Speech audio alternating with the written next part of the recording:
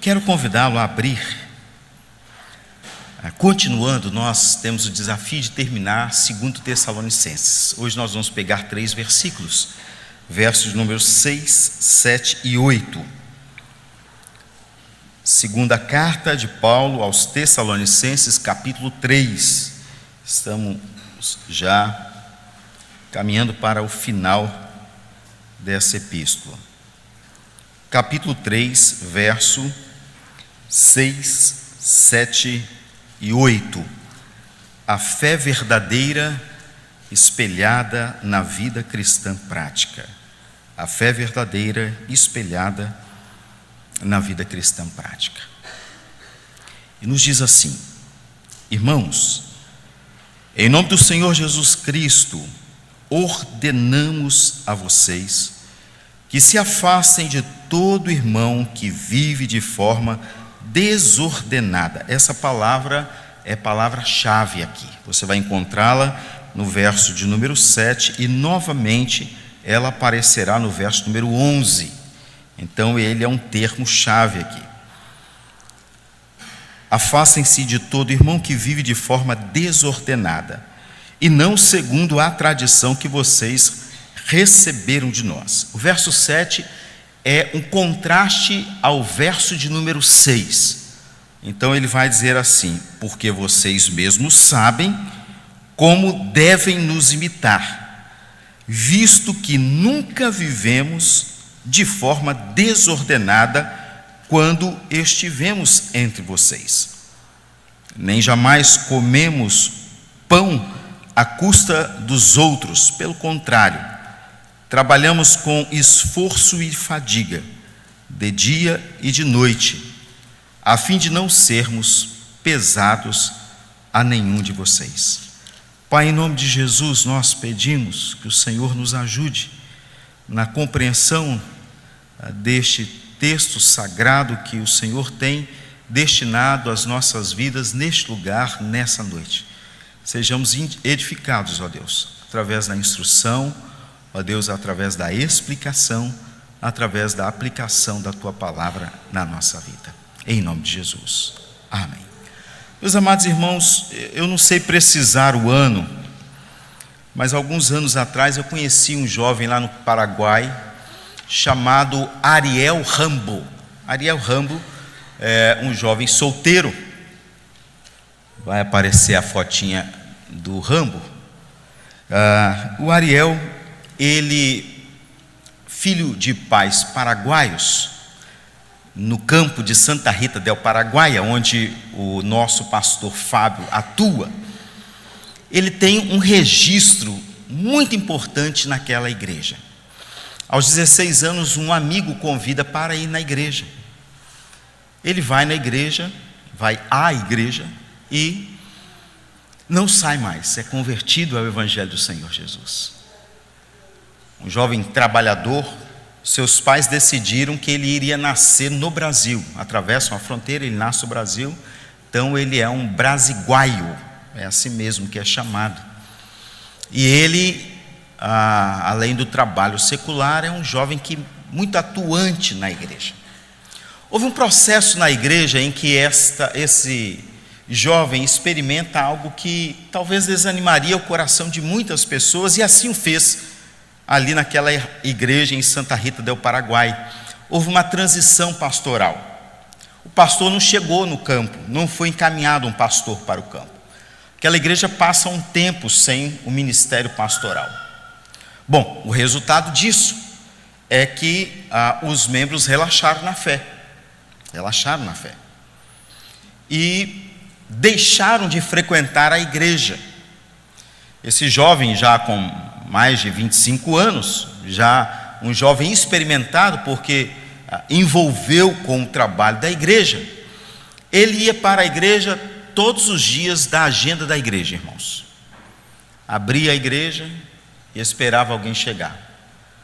Até o horário do culto, normalmente terminava dentro de 1 hora, terminava, não tinha ninguém, ele fechava a igreja e ia embora. E foi tempos em tempos assim, sozinho na igreja. Com o passar desses dias, muitos dias, meses, um outro membro decidiu fazer companhia a ele, para não deixar o Ariel sozinho. E agora o Ariel estava feliz, porque tinham duas pessoas para orar por mesmo propósito. Deus manda o nosso pastor, envia o nosso pastor.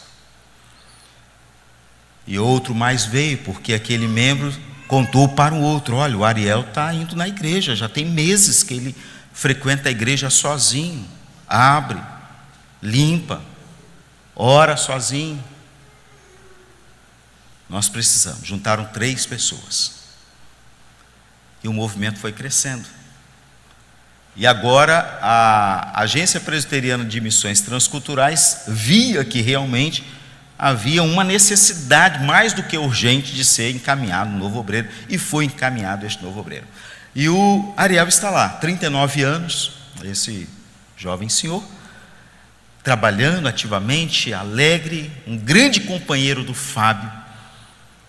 Mas a sua vida ela é marcada pelo trabalho diário e pelo serviço aos crentes. Paulo está fazendo isso aqui, irmãos.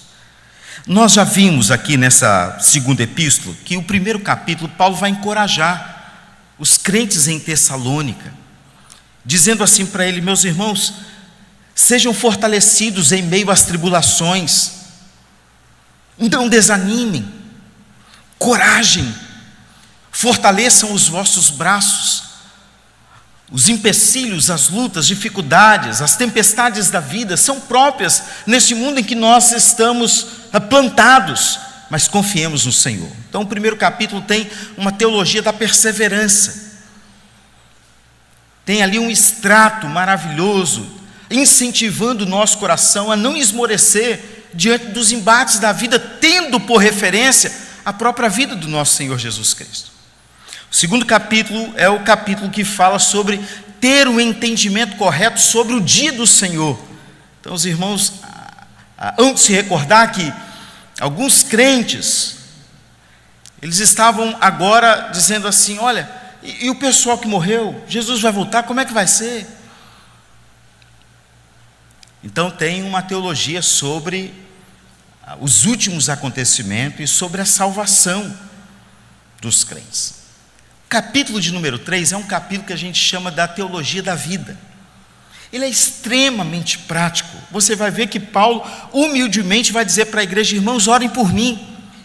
Eu careço das orações de cada um de vocês. Nós vimos nos primeiros 5 versículos, quando abordamos o capítulo de número 3, que Paulo intencionalmente vai dizer assim: olha, o povo de Deus ele é preservado pelo próprio Deus e a sua marcha é contínua. Ninguém pode deter o povo do Senhor. E ele vai dizer a razão por que ninguém pode deter. Ele diz: por causa da fidelidade do Senhor. Por causa da fidelidade do Senhor. E nesses versos 6, 7 e 8, após ter corrigido 4 erros que eu identifico aí, que foram disseminados, e alguns deles não parece ser a comunidade num todo, há um grupo majoritário fiel ao Senhor, mas alguns deles abraçaram uma incompreensão sobre os últimos acontecimentos, aquilo que nós chamamos dos sinais dos últimos tempos, sobre o dia do Senhor, uma incompreensão disso. Com isso, a conduta passa a ser errada. É aquela relação entre causa e efeito. Se eu entendo algo errado, eu vou ter um procedimento errado. E é justamente isso que vai acontecer com esses irmãos aí. Paulo vai corrigir no capítulo 2. No capítulo 3, ele trata, e é interessante que Paulo, nesses 3 versículos que nós lemos, você vai perceber que esse assunto não foi resolvido. Porque na sua primeira carta, capítulo 4, ele vai falar sobre uma incompreensão. Qual era a incompreensão? As pessoas estavam dizendo assim: Jesus vai voltar, e abandonaram o trabalho. Alguns recebiam os missionários e dizia para a igreja assim: ó, nós paramos de trabalhar, é responsabilidade de vocês sustentar os missionários e a nós também na nossa casa. Vocês vão ter que dar conta disso. Razão que faz com que Paulo agora tem que remeter uma segunda carta, e ele vai tratar num tom mais pesado desse assunto, desse problema. Qual é o problema? A ociosidade. Meus amados irmãos, é maravilhoso nós sermos crentes em Cristo Jesus, é muito especial pertencermos a uma igreja cristã evangélica, é de grande alegria ser de uma igreja de um viés reformado, porque nós temos uma teologia, que é a teologia do trabalho, que não está sendo inaugurada pelo apóstolo Paulo, mas ela é espelhada como reflexo de Gênesis capítulo de número 3, quando o trabalho não é uma consequência do pecado ou da queda, mas o Deus que é incansável, como Isaías diz, o Deus que trabalha a todo tempo, a ponto de Jesus replicar essa fala e diz assim: o meu pai trabalha até agora e eu vou trabalhar também. Então tem toda uma teologia do trabalho, de tal forma que você vai perceber, eu quero te mostrar aqui, que as 3 palavras de ordem, elas têm um peso de júdice, de convocação ao tribunal. A primeira delas, ele diz assim: irmãos.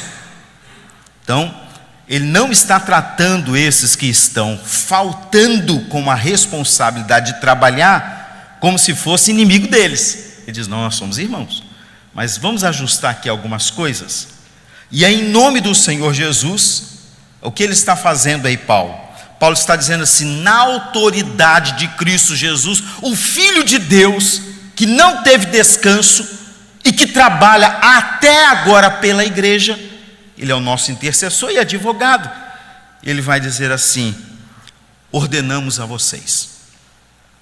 Então nós temos essas 3 palavras fortes que precisam ser destacadas. A primeira, essa palavra ordenar, comandar, convocar. Essa palavra é um termo jurídico oficialmente usado para indicar uma ordem de tal forma que não é admissível a desobediência. Eu lembro uma vez o presbítero Sérgio falando comigo acerca de uma situação que nós estávamos vivendo aqui, de um vizinho que equivocadamente moveu uma ação contra a igreja. E naquele processo, então, o juiz o chamou e ele teve uma certa resistência aí. E aí o Sérgio diz assim: ele não está sendo convidado, não.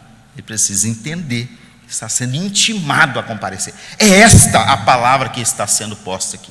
Ele diz assim: nós ordenamos que vocês se afastem de todo irmão que vive de forma desordenada. Então, percebe que existe um trocadilho muito sábio: o ordenamento com aquele que é desordenado. Então, eu quero tratar sobre esses 3 temas aí, em cima do grande tema, da grande mensagem é essa.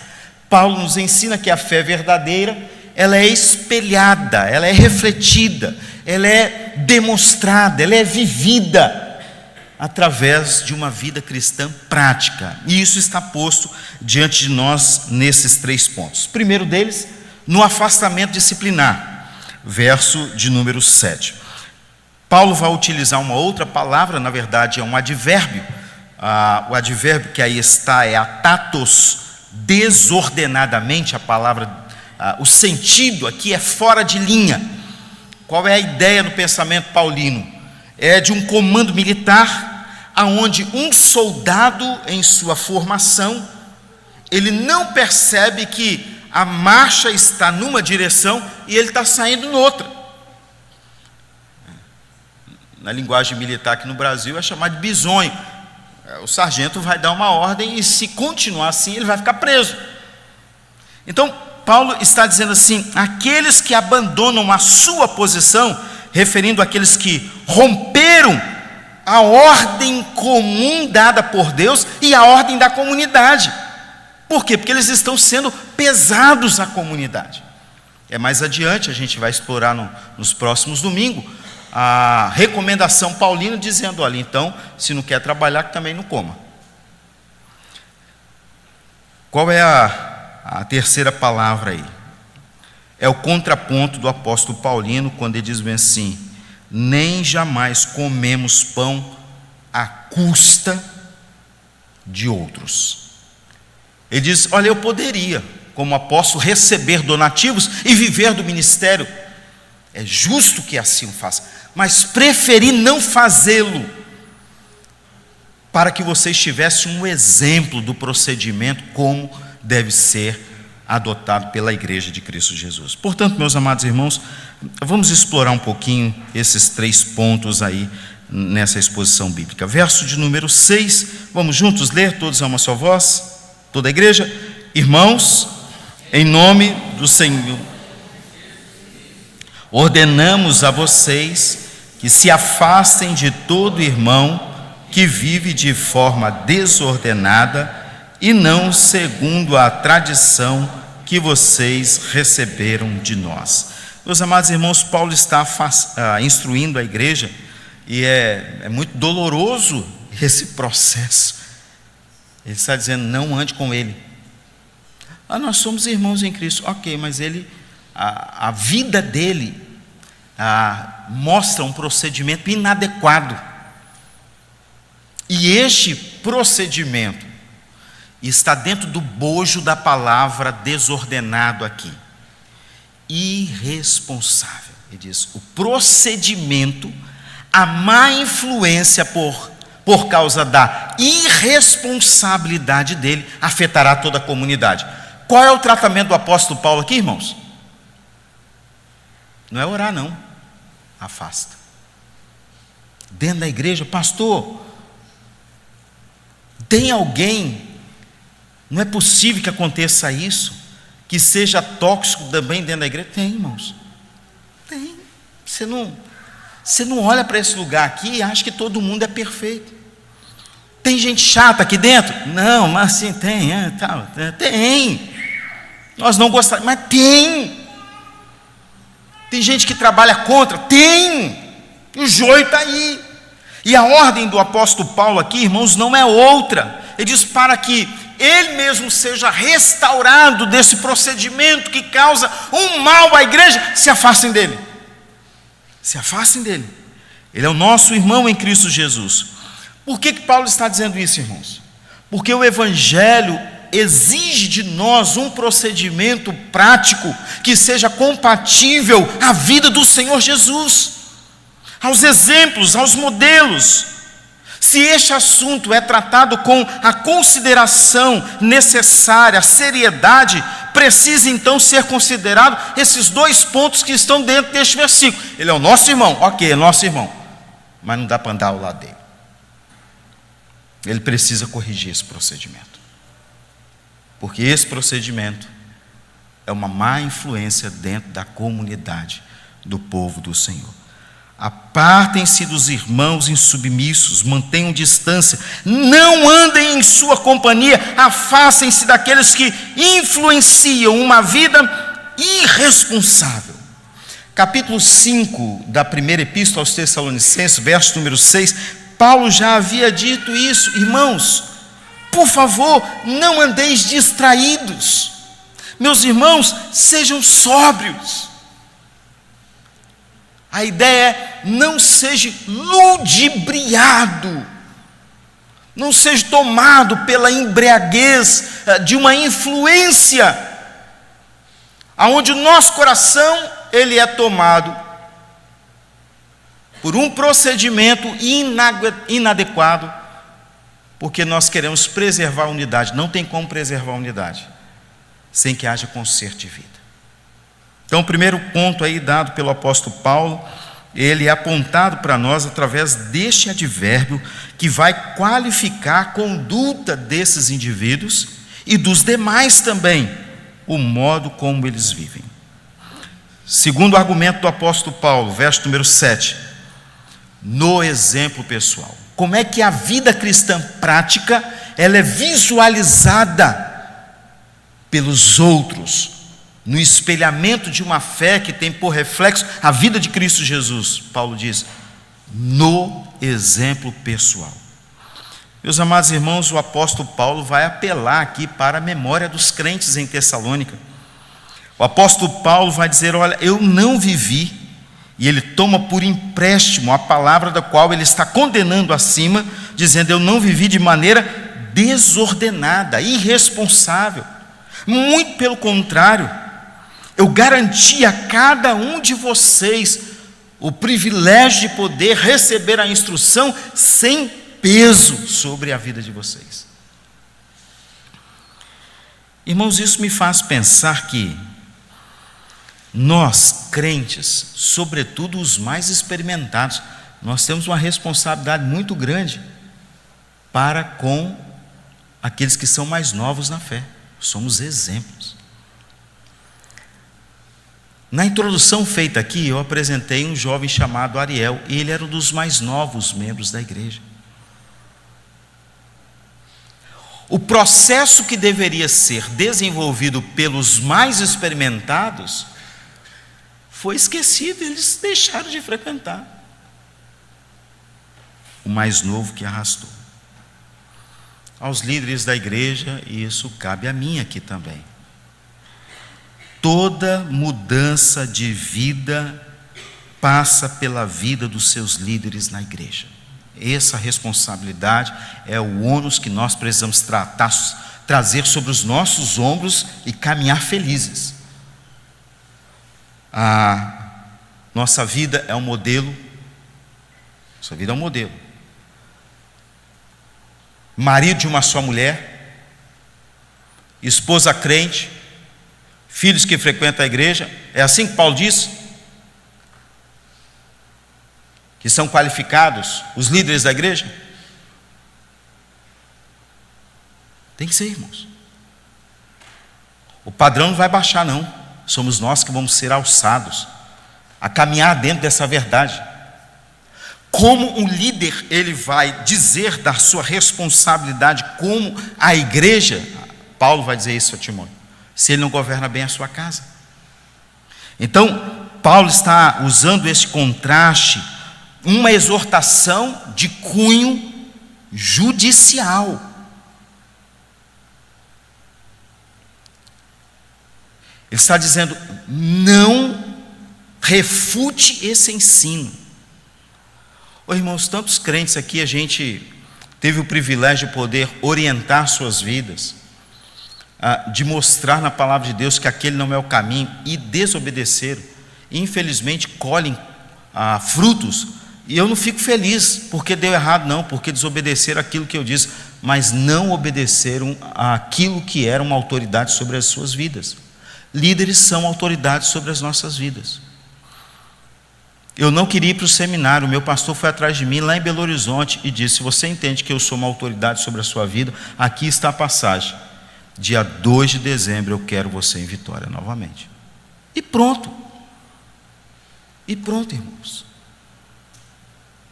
Irmãos, não cabe nesse tempo, ainda que haja vários avanços, nós tentarmos relativizar a autoridade que Deus dá por meio da sua palavra à igreja dele.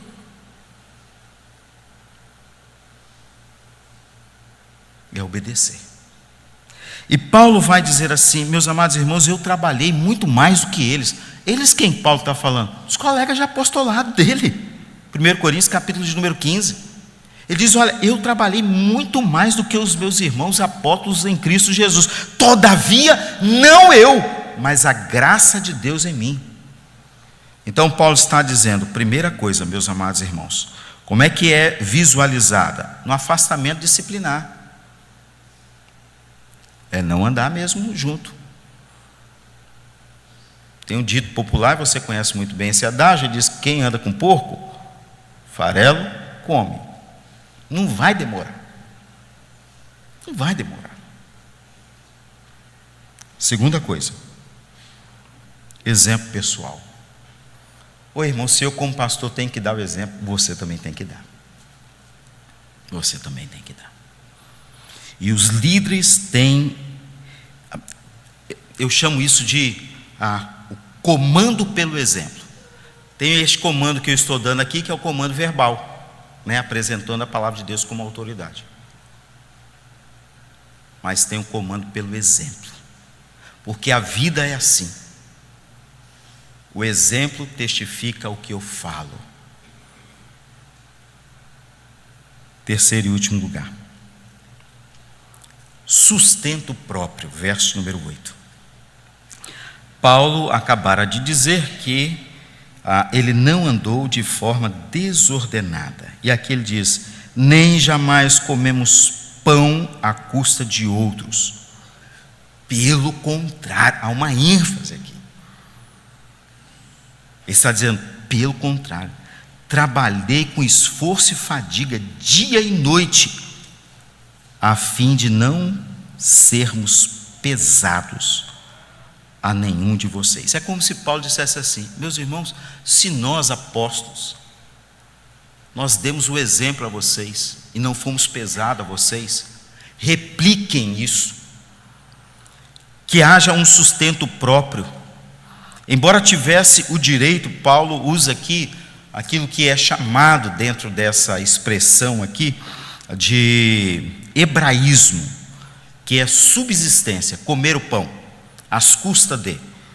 Isso é um hebraísmo, é próprio da literatura judaica.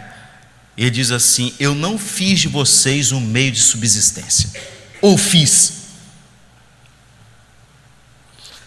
É isso que é maravilhoso do Evangelho, né? Porque o Evangelho não só fala, o Evangelho mostra quem de fato nós somos.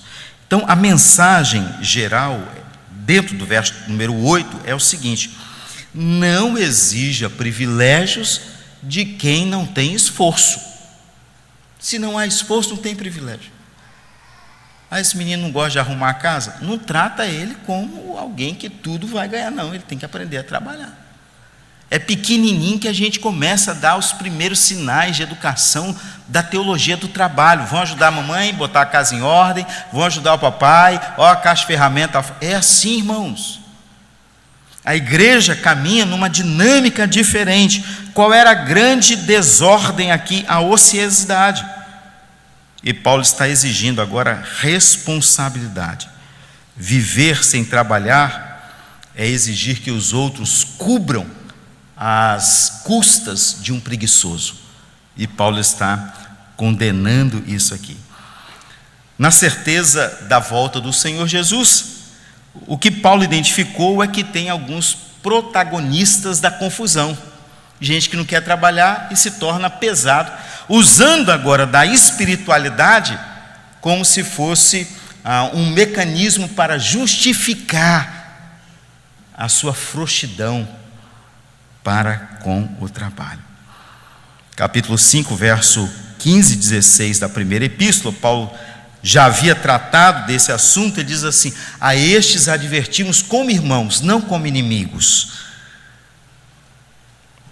E aqui Paulo diz assim: caminhe à margem desses.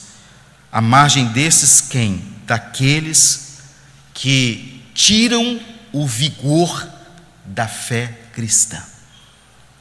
Aqueles que tiram o vigor da fé cristã. Eu queria encerrar com a orientação do pastor Tito, capítulo 3, verso de número 10, quando ele diz assim: evita discussões insensatas, coisas fúteis, evita o homem faccioso. Ele diz: gente, vamos sentar aqui e vamos tratar, a situação é essa. Você entendeu? Entendi. Qual é a sua resposta? Não, eu vou obedecer. Então tá bom. Se não, está apartado. Pode haver, meus amados irmãos, dentro da igreja do Senhor Jesus, que nós sejamos levados a esse momento. O momento em que alguém é levado a ser admoestado, exortado, por causa do seu desordenamento, do seu procedimento irresponsável, por causa da sua insubordinação, por causa da sua desobediência. Todas essas coisas visam a glória de Deus e a edificação da igreja. E Paulo está tendo esse cuidado aqui.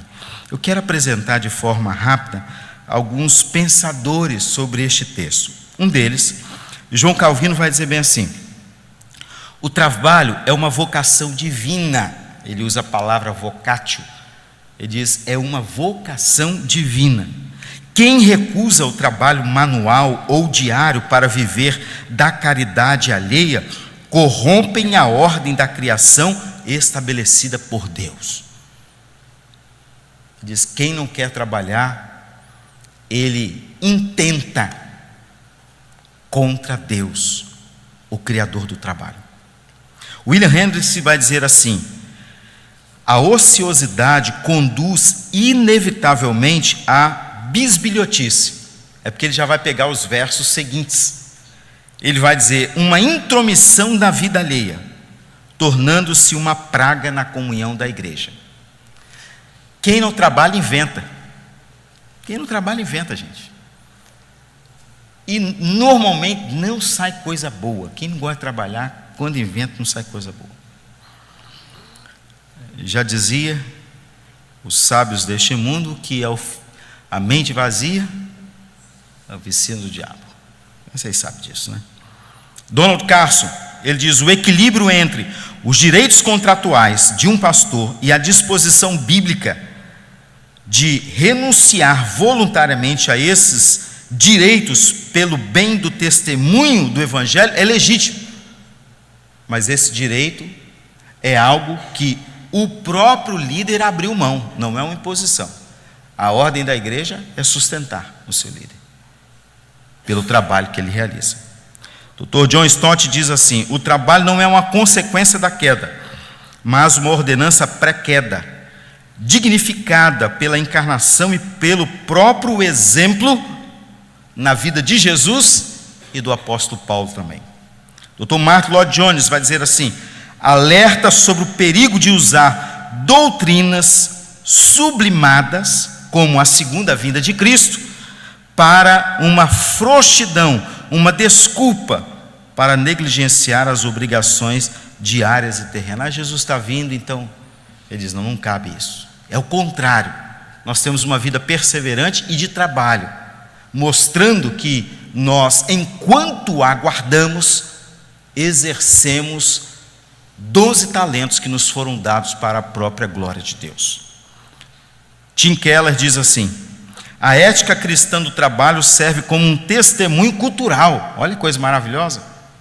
Ele está dizendo assim, a igreja, ela preserva a sua identidade e contrapõe a doutrina da preguiça, da lassidão, através de uma cultura dirigida e coordenada pelos princípios da palavra de Deus, promovendo assim um bem comum e a dignidade humana no espaço público. John Owen, o aspecto do autogoverno e da mortificação da preguiça como evidência da verdadeira santificação é operada pelo Espírito Santo de Deus. Ele diz, como é que devemos tratar a preguiça? Orando, dizendo, Senhor, me dê coragem para acordar, para levantar e para trabalhar.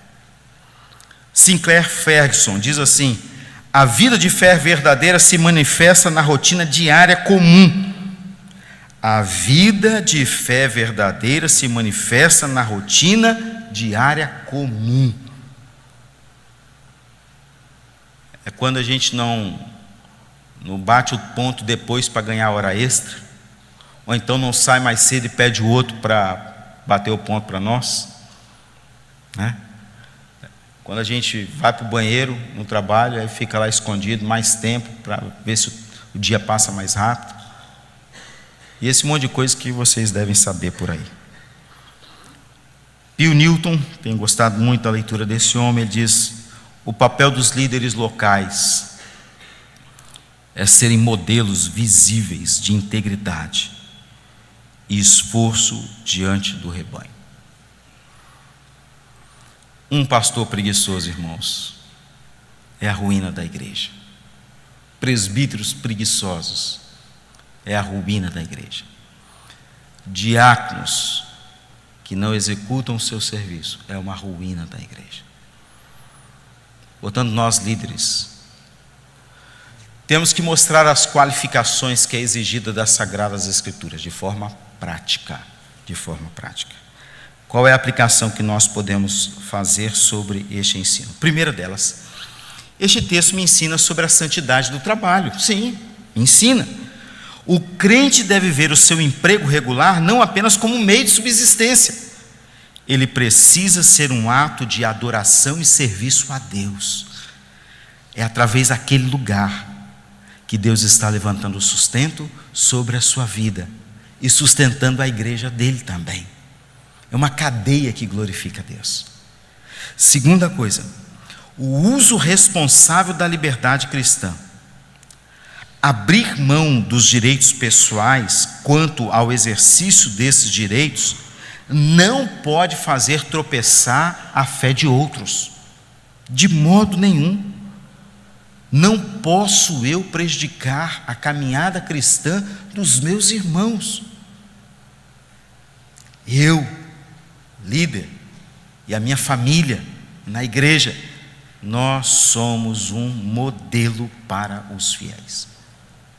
É muito triste saber que numa igreja, um jovem foi quem segurou a barra. Deus levantou ele sem dúvida nenhuma, mas quem deveriam ser os primeiros? Os líderes, suas esposas, seus filhos. Podia não ter ninguém, mas eles tinham que estar na igreja. Isso dignifica o evangelho.